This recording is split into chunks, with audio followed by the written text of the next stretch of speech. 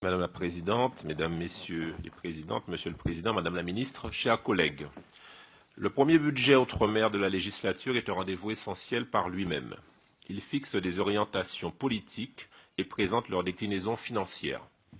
Ce budget est d'autant plus important qu'il intervient après une année marquée par des événements et des circonstances tout à fait exceptionnelles, les mouvements sociaux en Guyane, les événements climatiques catastrophiques qui ont frappé les îles de Saint-Martin, Saint-Barthélemy, la Martinique et la Guadeloupe, et l'adoption de la loi Égalité réelle Outre-mer. Je veux rappeler que les dépenses Outre-mer représentent 3,9% des dépenses totales du budget de l'État, alors que les populations Outre-mer représentent 4,3% de ces différentes populations hexagonales. Cela veut dire que le budget Outre-mer n'est pas, contrairement à ce qu'on pourrait penser, par des mauvaises idées préconçues, budgétivore, mais au contraire, le budget de l'État contribue tendanciellement moins que les autres à l'effort national. J'espère que cela mettra fin à quelques idées reçues.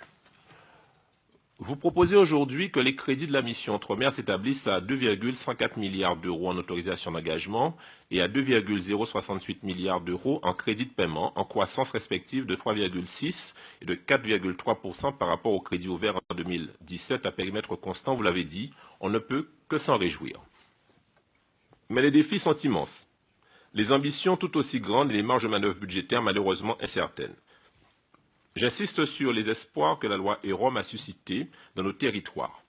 Les plans de convergence, à un moment ou à un autre, devront se traduire par une augmentation des moyens alloués aux politiques des Outre-mer, comme d'ailleurs l'a affirmé le président de la République lors de son récent déplacement en Guyane.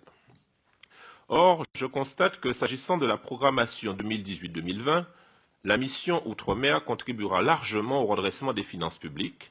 Les crédits de paiement baisseront davantage en volume en 2019 et en 2020 que l'ensemble des crédits ministériels. J'ai à cet égard plusieurs questions portant sur 2018. La première, l'action logement du programme 123 diminue de 20 millions d'euros. Cela signifie donc qu'il y aurait moins de construction ou de réhabilitation programmée. Pourquoi cette diminution alors que les besoins sont immenses? Ma deuxième question. Il semble que le dispositif mis en place par votre prédécesseur, Ika Barech, dit équivalent fonds vert, est disparu. Quelles sont les raisons qui vous ont amené à le supprimer? Enfin, les documents budgétaires ne mentionnent plus le projet de Cité des Outre-mer, cher à Georges Paul-Langevin, et les crédits de l'action censés les financer sont diminués. Pourriez-vous nous rassurer sur ce point?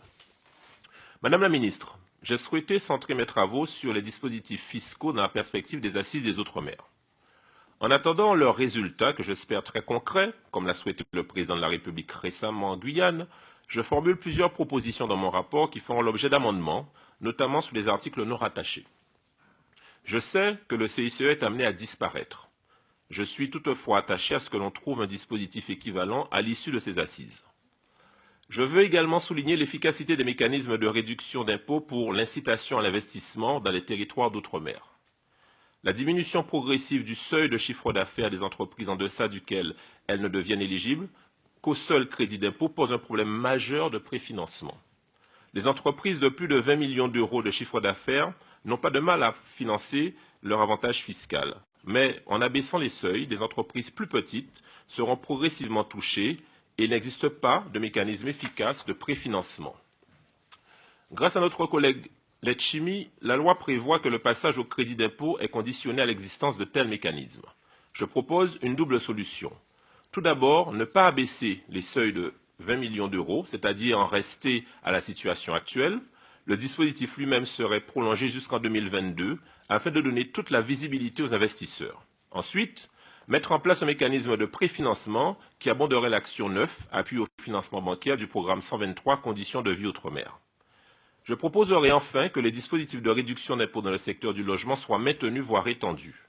La déconnexion prononcée entre l'offre et la demande de logement justifie une action forte en faveur du logement social, du logement intermédiaire et des travaux, comme vous l'avez indiqué, de mise aux normes sismiques et de confortation paracyclonique.